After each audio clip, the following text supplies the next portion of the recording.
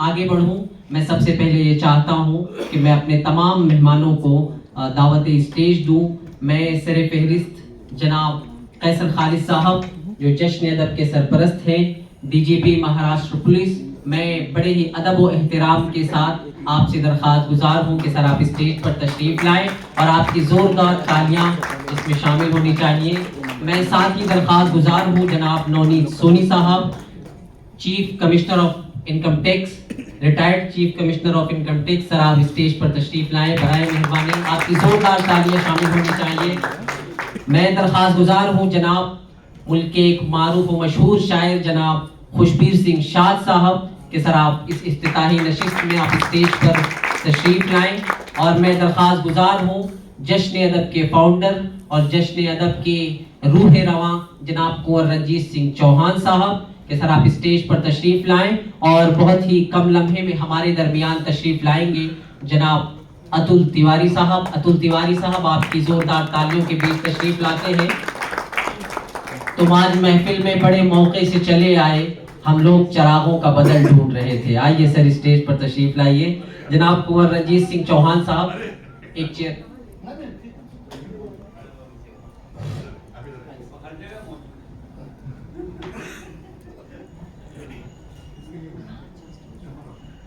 ایک ایک کر کے ہوئے جاتے ہیں تارے روشن,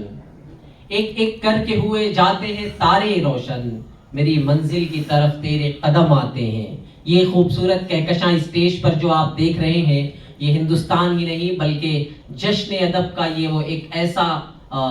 ایک مستحکم پلیٹ فارم ہے جسے ان کی سرپرستی میں ہم لے کر آگے بڑھ رہے ہیں. اور آپ جانتے ہیں کہ جشن ادب پچھلے 12-13 سالوں سے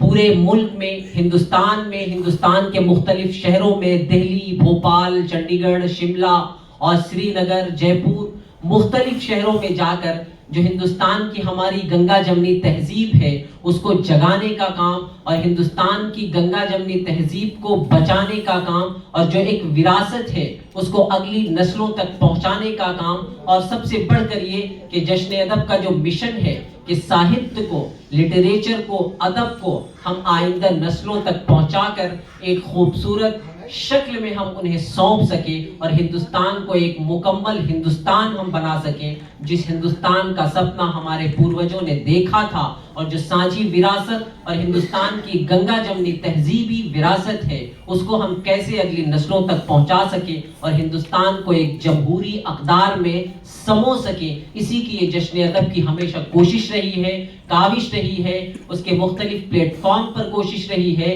کہ وہ مختلف انسانوں کو جوڑ کر ایک گلدستے کی شکل میں پیش کر سکے تاکہ ایک ہمارا ہندوستان ایک کھلا ہوا خوبصورت